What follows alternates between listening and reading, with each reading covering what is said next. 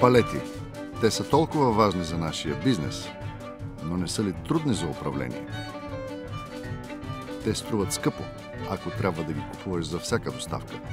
Различни цени, различно качество, а трябва да плащаш и за тяхното събиране. След като ги прибереш всички, ако успееш, трябва да ги провериш, да ремонтираш повредените и да купиш още бройки.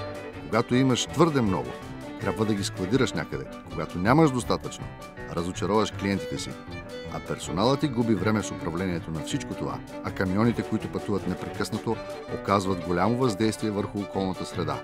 Но какво друго можеш да направиш? Това е омагьосан кръг и с толкова много вериги за доставка, палетите са навсякъде. Има и друго решение. Използват го много компании по света. Нарича се пулинг за палети. Фирми заедно ползват стандартно оборудване с високо качество. Така че фирмите плащат само за палетите, които използват, когато ги използват. Например, компания за безалкохолни напитки няма да има много палети през зимата и никога няма да чувства недостига им през лятото. Но пулинг услугата за палети не означава само споделяне на палети.